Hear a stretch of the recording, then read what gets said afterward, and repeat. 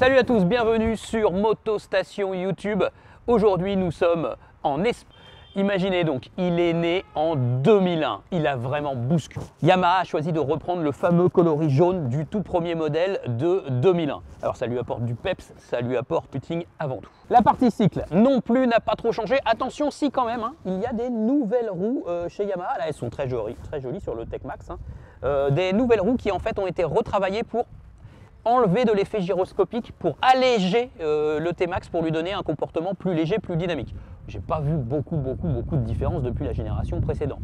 De toute façon, le T-Max reste très précis de châssis et de train roulant en général. On a des très bonnes suspensions, elles amortissent bien, elles freinent bien le T-Max dans les parties sinueuses, elles digèrent bien les petits chocs en ville. Ce sont des suspensions très qualitatives, de même pour le freinage, avec les étriers à commande à fixation radiale, un très beau mètre-cylindre. Bref, on a un très bon freinage, mention spéciale au frein avant qui est très bon, et l'ABS qui ne se déclenche pas trop tôt sur ce scooter, donc c'est vraiment qualitatif de ce point de vue. Le confort général, bon alors si vous prenez la version standard, vous n'aurez pas les poignées chauffantes, pas la selle chauffante et la bulle qui restera fixe. Si vous prenez le T-Max Tech, vous avez le package complet avec la bulle réglable en hauteur et qui protège vraiment bien. Moi je mesure juste en dessous d'1,70 m et je peux vous dire qu'en bulle haute à 130 c'est nickel. En ville, je mets la bulle en position haute, je peux rouler visière ouverte, j'ai aucun problème. J'ai aucun problème d'aérodynamisme et puis je ne ressens pas du tout l'air, donc c'est très efficace. Les poignées chauffantes et la selle chauffante. Alors attention, poignées et selle chauffante, on n'est pas du tout au niveau de BMW. Ça ne chauffe pas assez là. En plein hiver, je pense que ce sera trop faible. Voilà, ce qui compte sur ce T-Max 2022 aussi, c'est l'arrivée de ce nouveau tableau de bord, bien sûr, je vous l'ai dit, mais aussi de la connectivité. On va pouvoir appairer son téléphone, son smartphone au scooter et avoir ainsi la navigation et puis l'indication d'appel de message, aussi pouvoir écouter sa musique, tout piloter ceci depuis le commodo du scooter. Donc bref, le scooter roi de chez Yamaha devient connecté. Il était temps, de toute façon, de plus en plus de modèles sur le marché disposent de cette technologie. Il fallait rattraper le retard et se mettre à la page tout simplement.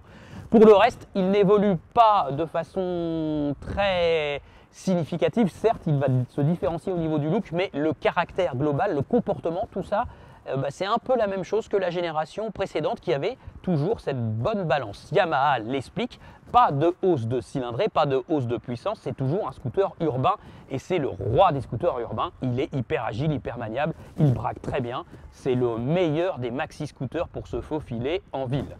Côté prix, eh bien nous sommes à 12 699 € pour la version standard et pour le T-Max Tech, 14 799 €. On s'approche tout simplement énormément des 15 000 €. C'est franchement très cher.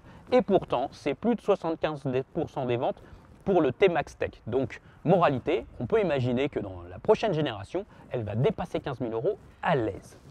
Malgré tout, ça reste un excellent outil, le T-Max. On comprend très bien que l'on soit attaché à ce type de véhicule pour rouler tous les jours. Il est très efficace, il est quand même assez pratique parce qu'il a un coffre sous la selle. On a du confort, on a tout ce que l'on attend d'un véhicule du quotidien premium. C'est une démarche aussi un peu automobile finalement.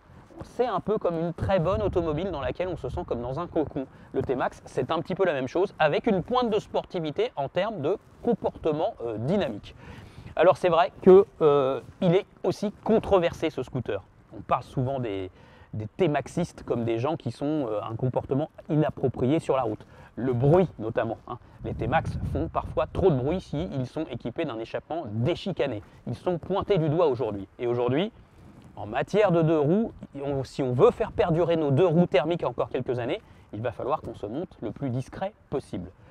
En tout cas, discret ou pas, dites-nous ce que vous pensez de ce maxi scooter sous la vidéo. On apprécie de lire tous vos commentaires et bien sûr, je vous dis à bientôt.